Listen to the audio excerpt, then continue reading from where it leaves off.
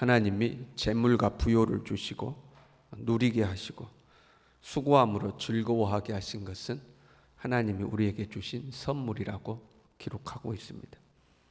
큰 부자는 못 되더라도 오늘을 즐겁게 사는 것이 복입니다.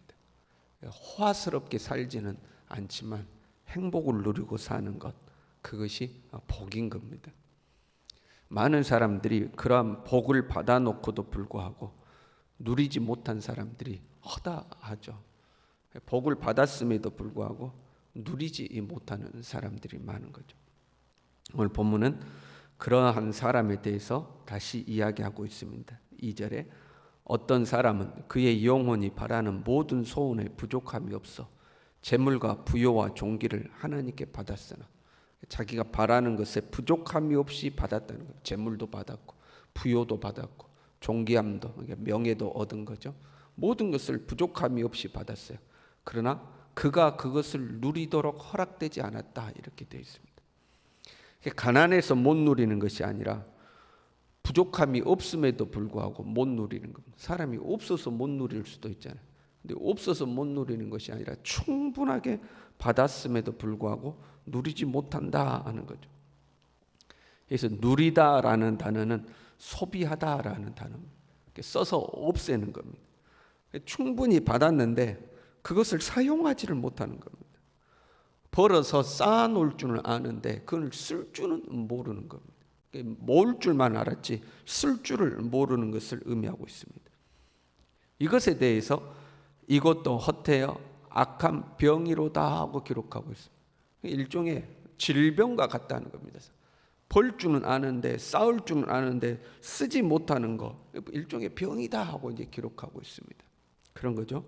막상 돈을 쓰려고 하면 생각하고 또 생각하고 또 생각하죠. 이게 써도 되냐, 써도 되냐, 아까운 마음에 이걸 사도 되냐, 이걸 써도 되냐 생각하는 거죠. 그리고 쓰고 나면 다시 되짚어 보는 거죠. 아, 그때 그거 산 게 맞았나? 더 싼 게 있었을 텐데, 더 좋은 게 있었을 텐데, 그거 산 건 맞나 하고 되짚어 보는 거죠. 그리고 또 괜히 샀다고 이제 후회하는 거죠. 아, 그때 돈 쓰지 말았어야 했는데, 그 돈 쓰지 말았어야 했는데 괜히 썼어 하고 후회하는 거죠. 돈을 쓰고 나서 즐거운 것이 아니라 돈을 쓰고 나면 마음이 더 무겁고 고민이 많아지고 생각이 많아지는 거죠. 쓸 줄 모르는 것, 누릴 줄 모르는 거죠. 그렇다고 해서 이 사람이 과소비를 하느냐, 허랑방탕 쓰느냐, 그것도 아니죠. 하나님이 우리에게 주신 한 번의 인생이잖아요.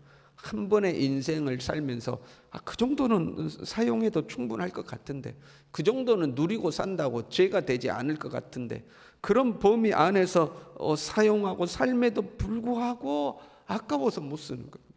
그 쓰고 나면 기쁘지가 않은 겁니다. 마음이 즐겁지가 않은 겁니다. 열심히 고생해서 땀 흘려서 물질을 벌었습니다. 돈을 번 거죠. 그러면 그 돈을 이제 사용해야 되지 않겠어요? 무언가를 사든지 내게 필요한 무언가를 하든지 해야 되겠죠.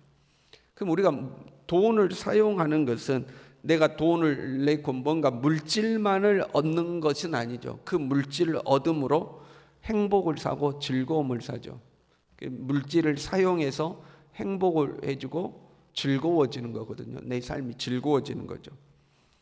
그런데 물질을 쓰면 즐겁지가 않은 거예요. 오히려 가지고 있어야 즐거운 거죠. 내가 소유하는 것이 즐겁지 사용하는 것이 절대 즐겁지 않은 겁니다.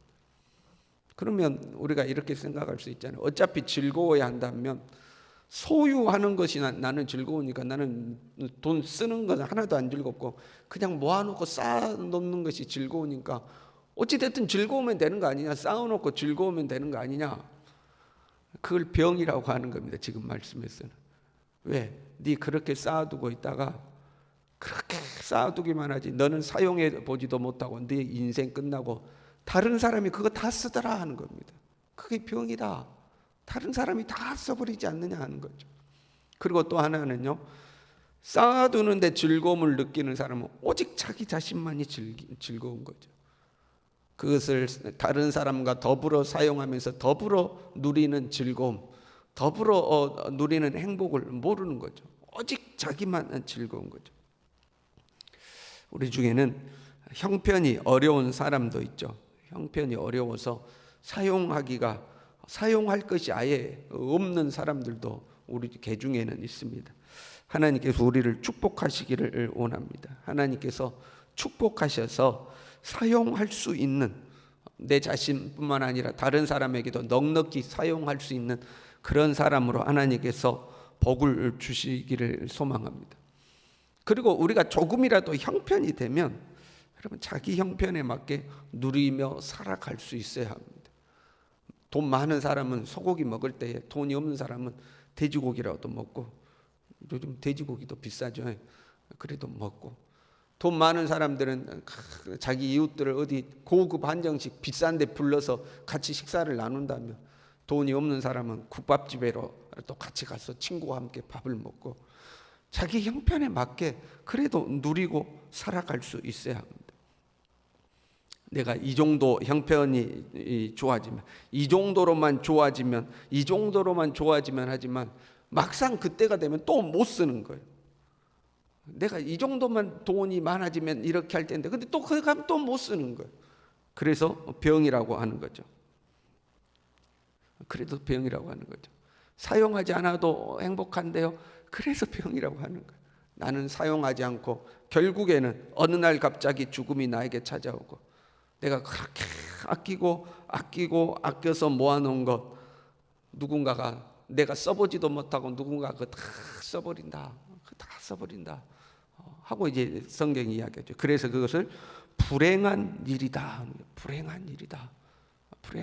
하고 이야기하고 있죠. 그 불행한 일 중에 또 다른 것은요, 3절에 이렇게 이야기하죠. 사람이 비록 100명의 자녀를 낳고 장수하여 사는 날이 많을지라도 그의 영혼은 그러한 행복으로 만족하지 못하고, 이렇게 기록하고 있어요. 100명의 자녀를 낳았다 그러면 실제로 100명 낳았다 그런 의미가 아니고 많은 자녀를 낳았다, 이제 그런 의미입니다. 우리가 누가 부자라고 그러면 그 사람은 돈이 수억이 있어 이렇게 표현하잖아요. 그럼 진짜로 뭐 수억이 있다, 얼마가 있다 그런 의미라기보다는 돈 엄청 많아, 이제 이런 표현이잖아요. 그런 것처럼 그 사람 자녀가 막 100명도 넘어, 이제 이런 것은 자녀를 많이 낳았다, 이제 이런 표현이에요.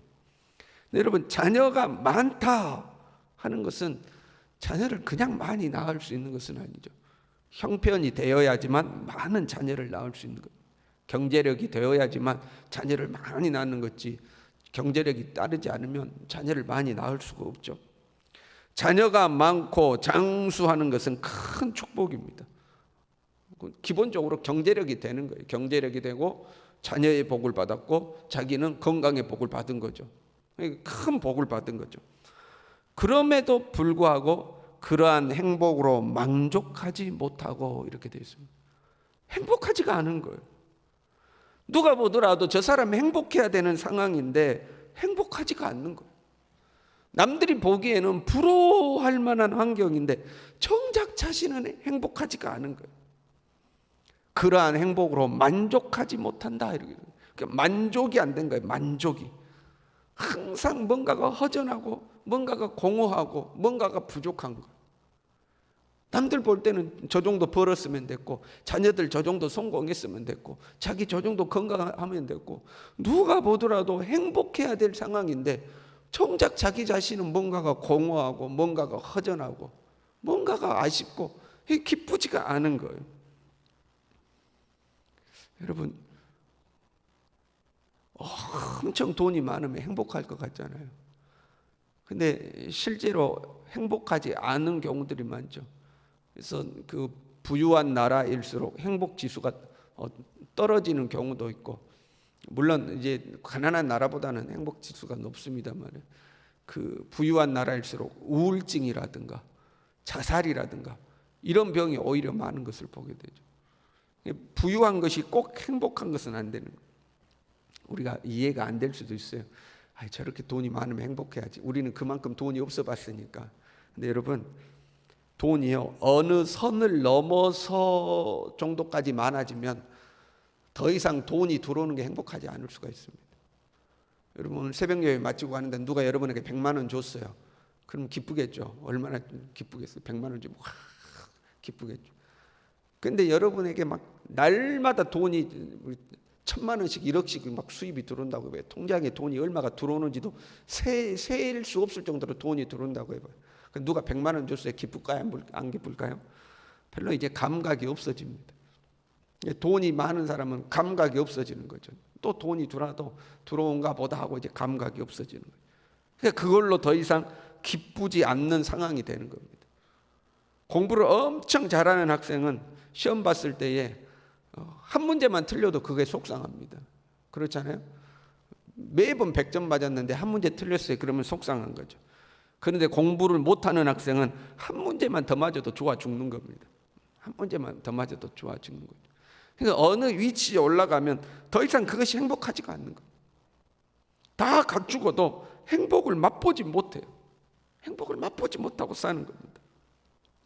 삶에서 행복을 누리지 못한 사람은 차라리 세상에 태어나지 않는 사람보다 못하다고 이야기해요. 좀 과격하게 낙태된 사람이 더 낫다 이렇게 이야기하는 거예요. 왜 우리는 이 세상을 살아가는가? 신앙적으로는요, 하나님의 나라와 하나님의 의를 위하여 존재하는 줄로 믿습니다. 이게 우리의 삶의 기본이죠. 나는 왜 이 세상을 살아가는가? 하나님의 나라를 위하여 살아간다. 하나님이 나에게 맡겨주신 사명을 위하여 살아간다. 이게 우리의 삶의 기본이죠. 그러나 하나님은 우리에게 우리가 주님의 나라를 위하여 살아가는 우리의 이 인생 속에서 우리에게 행복을 맛볼 수 있도록 했죠. 그게 하나님이 우리에게 주신 선물이죠. 이 세상을 살아가면서 행복을 누리고 사는 거, 그것이 하나님이 우리에게 주신 선물인 거예요. 그런데 그 행복을 누리지 못하면 6절에요. 그가 비록 천년의 갑절을 산다 할지라도 행복을 보지 못하며 마침내 다 한 곳으로 돌아가는 것뿐이 아니냐. 행복하려고 사는 건데 1000년을 살면 뭐하냐. 행복하지 않으면 차라리 어머니 뱃속에서 죽어버린 거하고 그 뭐가 다를 바 있냐 하는 겁니다. 차라리 그거이 낫다. 살면서 행복하지 않을 바에야 이 세상에 태어나지 않는 것이 낫다 하고 이야기하는 거죠. 행복을 누리며 살아야 한다 하는 거죠. 여러분, 제발 행복하게 살 수 있기를 바랍니다. 제발 행복하십시오. 하나님이 우리에게 물질과 부요를 주셨는데 그걸 누리지 못하는 것도 병이고, 얼마든지 행복할 수 있는 상황임에도 불구하고 행복을 맛보지 못하는 것도 병인 겁니다. 그것도 병인 거예요.